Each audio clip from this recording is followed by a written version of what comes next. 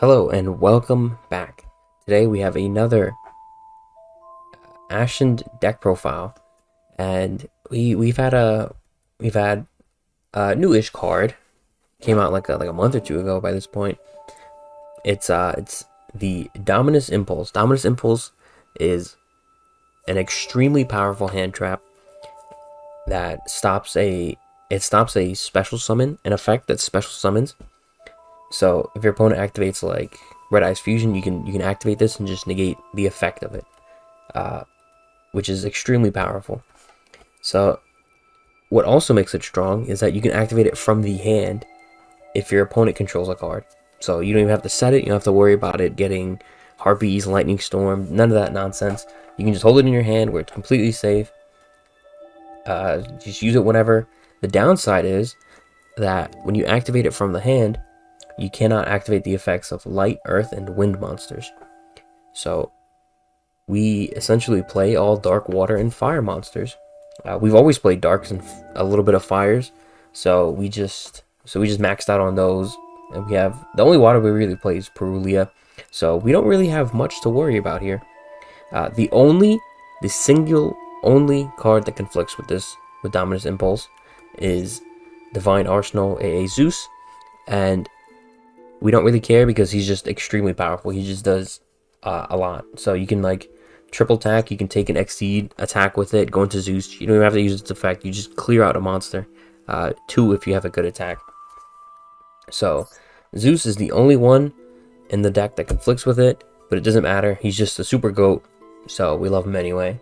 And sometimes you can go from Banshee into Zeus. Like he's the only one. He's the only exception to the rule that we don't really care.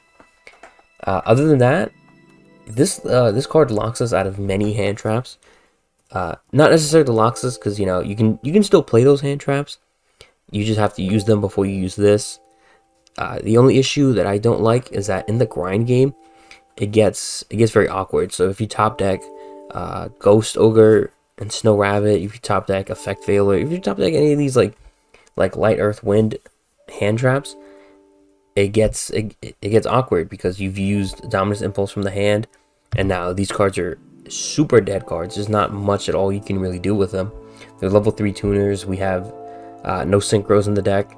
Maybe you could fit some synchros in if you played it like that, but then you're just asking for a lot of weird scenarios. So, because then you're just waiting for super specific game states to be in, and you don't really want to find yourselves in those. So yeah, we don't play that. So what we do play is we play 3 DD Crow.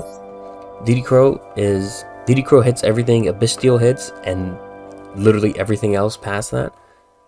The issue with DD Crow that makes it weaker than Abystial is that you don't get a huge monster on the field, which that does suck in some aspects. The reason why I don't play the Abystials is because Vados destroys everything on the field anyways. So you summon a Magnemite, you don't get the full benefit from it. You're just going to destroy it. You summon a Druis Worm, you're not really going to get the full benefit from it because Vados is going to destroy everything. So there's most likely not going to be anything for it to send away anyways. So that's why we don't play the Bystials. You could definitely play the Bystials. I still think they're really good. I just don't like the idea of that. And also, this deck very much reflects what I play in the TCG as well, and I definitely don't play them in the TCG, the Bystials in TCG, because of Triple Tactics Thrust with the limit of talents to 1 and Crossout Designator to 1. Thrust has just been much more popular, so you don't want to. So if your opponent goes first, you don't want to. It's much scarier to Bystial them, and then they get to set, and then they get to add off of the Thrust as opposed to set. Setting is still pretty bad, but the adding is much scarier. So that's why I don't play the Bystial.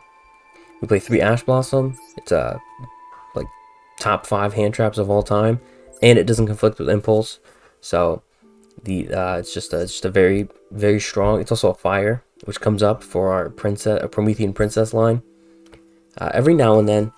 So definitely great addition to the team. Then we play our usual 3 Priestess, 1 Shaman. And we also play 3 Purulia. I love Purulia because Master Duel, sometimes you lose the coin flip, they go first. and you just drop Purulia in the draw phase, even if they're not playing like a super summon from the hand deck, they're gonna summon something from the hand. You're gonna get at least one, maybe two, maybe even three draws. So like in like the Blue Eyes matchup, they're gonna normal summon a Sage, get the field spell, normal summon something else. You're getting two draws.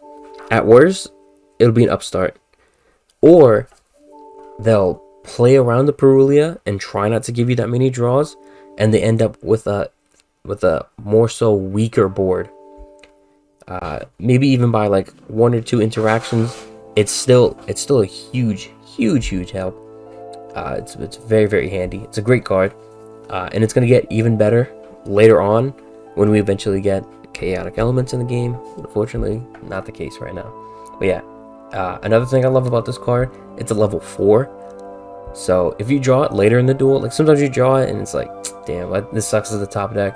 It's even worse as an Obsidian end phase draw, because it's obviously not immediately usable.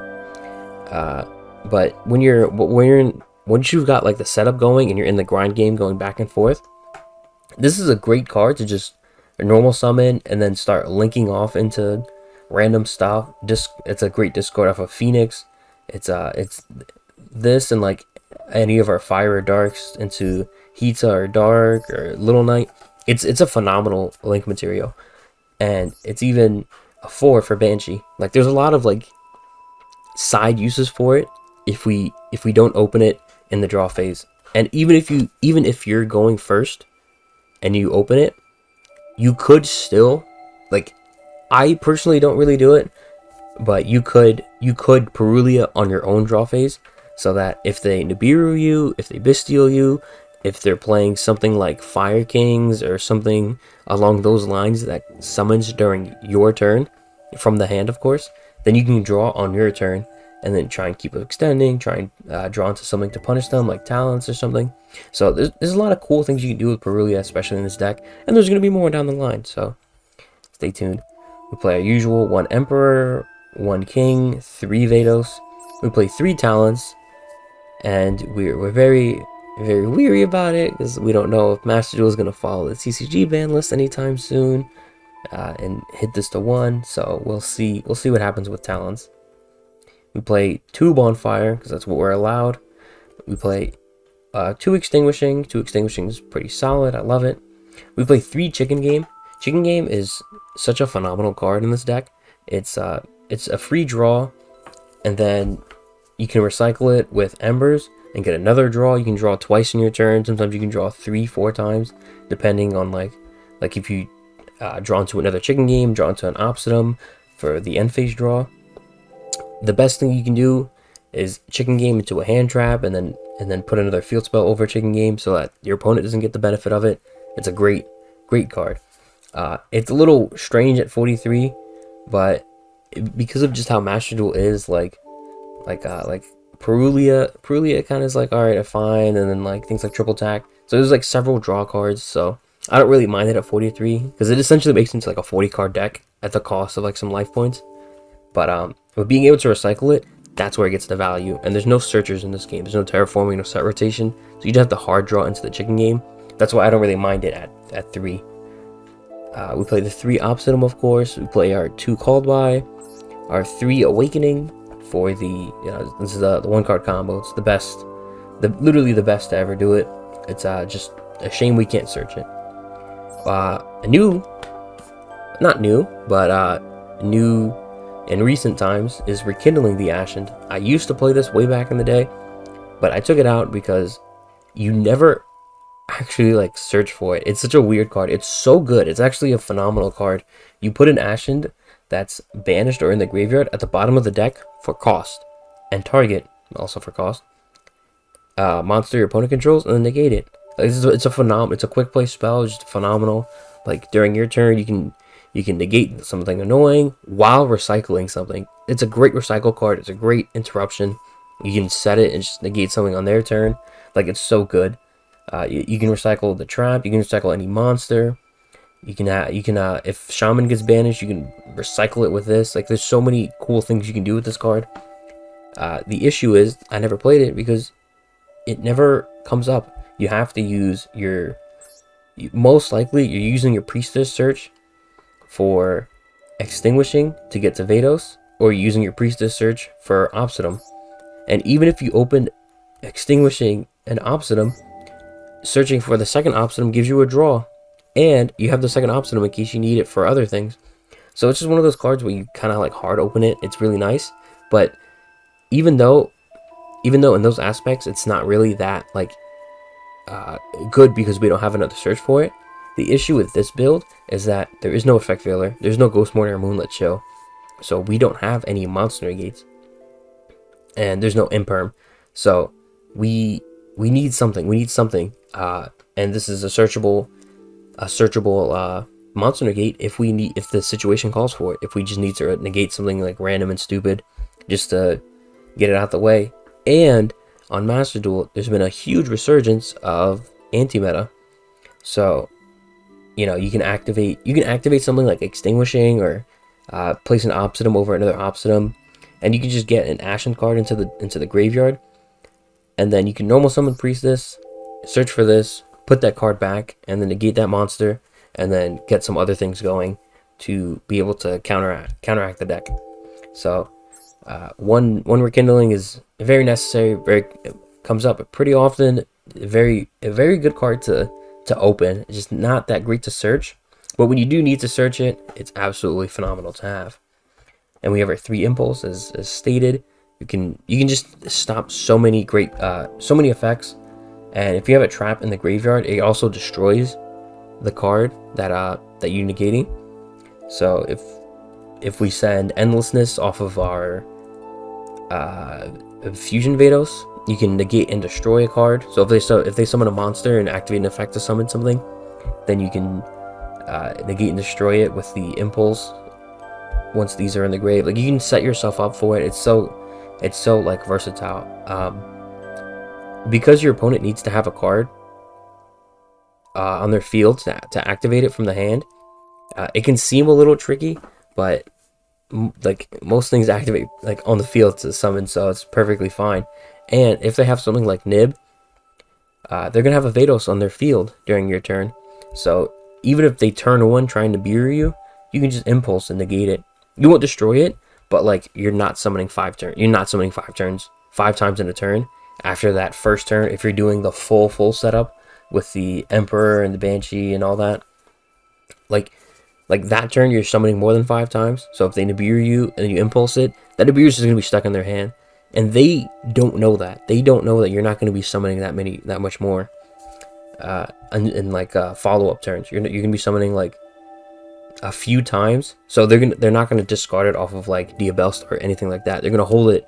They're going to be like, all right, next turn they try and go off, I'm going to have it. And they might hold it just to try and threaten you, the looming threat of the Nibiru in hand, but it doesn't matter. You don't care. You're just gonna destroy them anyway in like less than 5 summons. So they're just gonna hold it. You're gonna know they have it. It's never gonna come up. It's great. That's absolutely phenomenal. And then we've got our usual trap lineup: 2 Endlessness and 1 Eternity.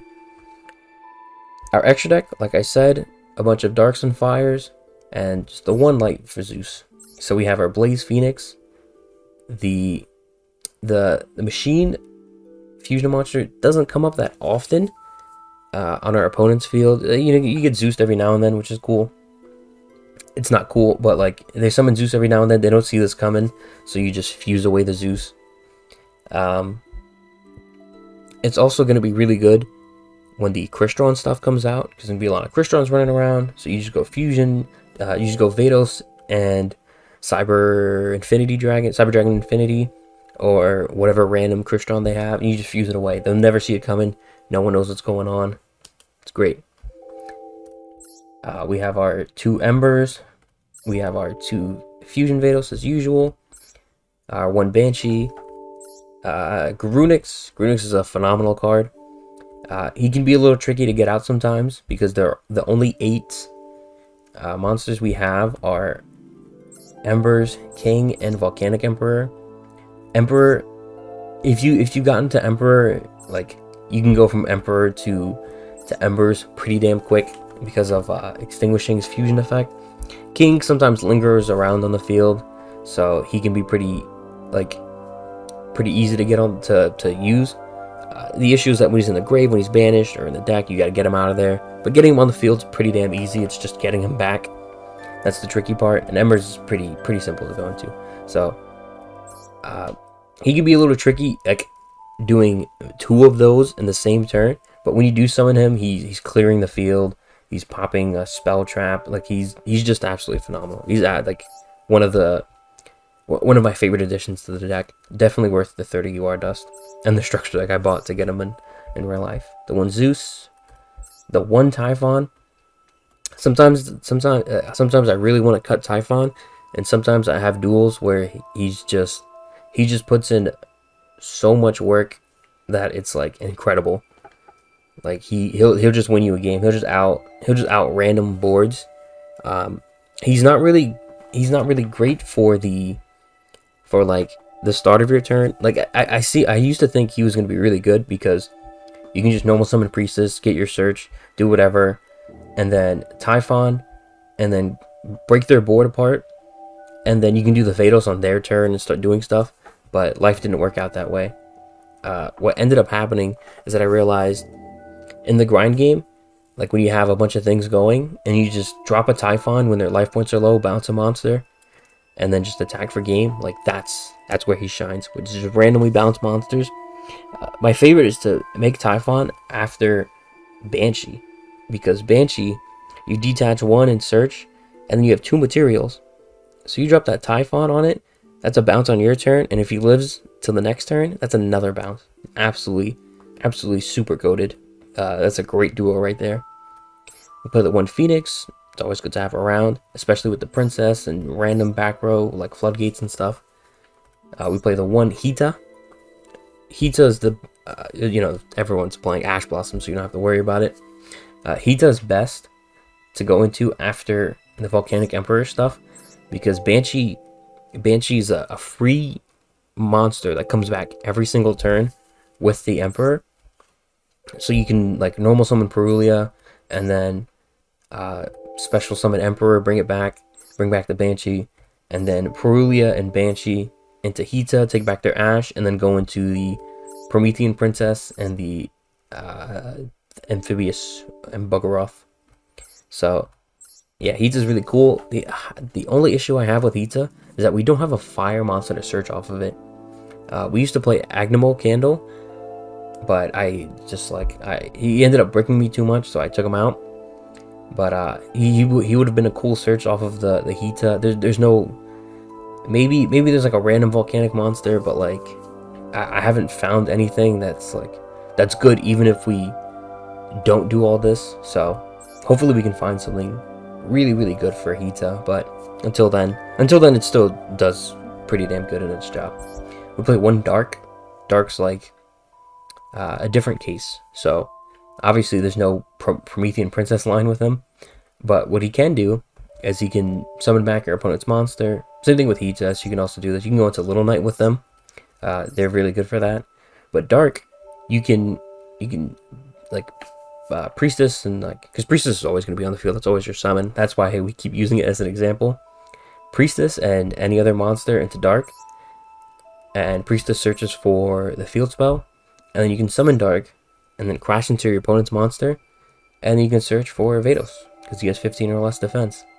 The only thing you can't search for is the Emperor's a fire. You can't search for a King, because he has a ton of defense, but Priestess, Shaman, Crow, like these all have less than 15 defense, so you can search for different scenarios, but Vados is usually what you want to search for, and then you can just do your combo main phase 2, which is really cool. I really like Dark for that reason. And then, like I said, we have the Little Knight, help us clear some stuff out, comes back every so often. She's pretty neat. We have the Princess, as mentioned. Princess comes up every now and then.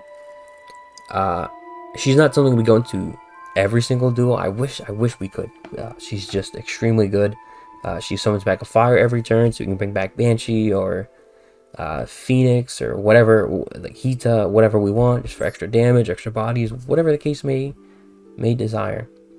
And then when your opponent summons, you can target a fire you control and a monster they control, destroy them both, summon this. It's very good every single turn. You're always gonna have a fire, because Emperor. If you go into this line, you're always gonna have the Emperor. You're always gonna have the Banshee. You're always gonna have like stuff to deal with. And when this is on the field, we still have the Nightmare Phoenix, so you don't get fire locked in case you need to, do that again. So there's different. So you're never gonna get completely fire locked. So she's just really good. Usually, if she comes out though, it's like the game's over. And then we have the Swarm Ship. This guy does much more than I thought he would. I thought he would just be like, the thing you summon off of Princess, just so you have something going on. But he does much more than I thought. So of course he's got his usual.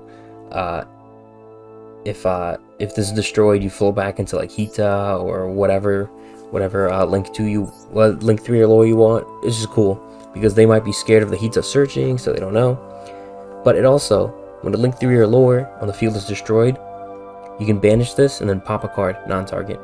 So we can Vados, fusion summon, destroy a Promethean princess, or not her. You can destroy like Hita or whatever. You can destroy whatever links you want that you have by triggering Vados, and then pop a card whenever you want. So you can almost get like this ignition non-target pop, which is very, very useful, very, very cool. And another thing that I really, really liked about this monster is that he is a machine. So we can go the whole princess line, right? We can summon this guy out, and then banish extinguishing, and the Swarm Ship, and any pyro monster summons the Blaze Phoenix, and we can burn for game. You can even summon this guy, and then like link it off. Let's say you have a Phoenix on the field, and then you have the Blaze Phoenix, and so you banish, and then you banish, and then you not banish. You summon it, and then you burn whatever, and then you remove them from the field. Let's say you Promethean Princess, they summon on your turn. You can pop the Phoenix, bring it back, and then burn again because it's a soft once per turn, and Princess can bring it back because it's a fire. It's a very, very cool interaction. Blaze Phoenix just like it fits in with this whole little family of the princess line, and it just makes it easier. It makes it easier to go into the Blaze Phoenix, get into rotation, constantly burning. So you can have the Volcanic Emperor burning, the Blaze Phoenix burning, as just like a bunch of like just annoying burn on top of like these big ass monsters you're summoning. It's really like insane like how much burn you can get in this deck just because of these two monsters and these random things that all work with them so well.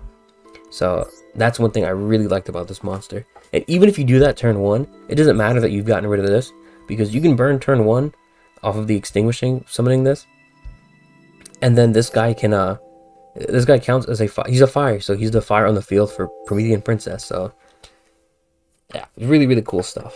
But yeah, I wanted to make note of like a couple of cards. So even though Imperm is extremely good with Dominus Impulse, we don't play it because if you draw Imperm off of Obsidian, you're not going to be able to use that Imperm, like in the end phase effect of Obsidian, you're not going to be able to use that Imperm for like 4 turns. Like it's not completely dead, but like unless they clear your board completely, you can use Imperm. But if you're in that situation, Imperm's probably not doing much for you. So yeah, Imperm just has some conflictions with that. It's just way too late for it to be of use, because then it's your turn, you have stuff on the field, you gotta set it, it's gotta survive, and there's a bunch of other stuff going on. Like it's great in the grind game, but it won't get you to the grind game. Like you have to hard open it for it to immediately be useful. And that's why I don't really play it. In TCG I actually side it, so if I'm going second then it doesn't really matter. But like, you could still like, the same issue could still happen. You can draw it off of the end phase effect of Obsidian, but I think it's still pretty, like, I think that's the best way to use it, like, especially with Purulia, because if they play through the Purulia, you can hopefully top deck more Imperms or whatever. Branded Regain, Jewissworm, and Magnamut. This is a little engine I thought of in place of the 3DD Crows, because once you see, like, if you just open Regained, it's not that bad, because You're banishing every turn off of Emperor. You're banishing off of on your opponent's turn with Endlessness. So you're banishing a couple of times already throughout the combo. So you can just get some free draws off of the Regained. Like, obviously, it's really good if you've got things going. So that can be a little tricky. It might be a little win more, but it just helps you more in the grind game. And this has always been like a card that's just been extremely good in a grind game. So that's why I like kind of enjoy the idea of it. Magnamut's really cool though. Magnamut, if you see the one Magnamut, you can get the whole thing going. So you summon the Magnamut whenever, and then during the end phase you got the Jewel Swarm, and then you can use Jewel Swarm. And what's cool is that if you have the Regained, you can just summon back the Magnamut and add back the Jewel Swarm from grave. So you can just constantly keep this little loop going of them all, which is always what they've done. But the reason why I like it at 3 is because you just see things like slightly like you don't want to see multiple Jewel Swarms, because multiple Jewel Swarms isn't going to do much for you, and it's not going to stop you. Seeing multiple of these guys, seeing 2 of these guys isn't that bad. It's like it's 2 big ass monsters in the field. Even though you can't fully combo, you can link them away. You can do stuff. You can do stuff with them. Like they're just really neat. And then the Regain, like I said, that draw every turn sounds like it'd be really good. I haven't tested it out. I haven't tried it. I've just haven't like really felt like it. But it's something I've thought about. And since Jewel Swarm came to 1, and I realized I can play 1/1/1 in place of the Crow. And then Cycle Reader, where especially in Master Duel more than TCG, we are in a super light meta. There's like billions of Blue Eyes players around the world constantly playing that deck. So at any point, instead of Crow, you can play this because he's also a dark. That's another thing. These guys are darks. That's why I like them with the idea of Impulse. So Cycle Reader can banish any 2 light monsters, quick effect, not once per turn. So you can banish a Blue Eyes and Maiden, and then against that deck, that's really strong. You can banish 2 monsters in the White Forest matchup, which could be pretty strong. You can banish any 2 of the Fiendsmiths or Light Fiends, 4 Fiendsmith in that matchup. It's just really strong. This card is just 2 DD Crows, but only against light monsters, and all 3 of those are extremely common in Master Duel right now. So it's definitely something to consider if you're really not enjoying those matchups, because Blue Eyes and the whole White Forest, Azamina stuff, like they're both very difficult to go against, especially with this deck. It's extraordinary how good of a matchup they have against us. So Ally of Justice, Cycle Reader is definitely something to keep in mind. And with that being said, I think that's gonna be it for this video. I think that's pretty much everything I wanted to cover about this new build and this current meta in Master Duel. Little tech choices for you. So yeah, if you guys watched for this long, thank you so much for watching. I have some replays lined up coming out probably like a couple of days. Just gotta commentate over them, potentially see if I can replace them with better replays. So if you guys want to see that, let me know. And yeah, thank you so much for watching. Take care. You don't have to go home, but you can't stay here.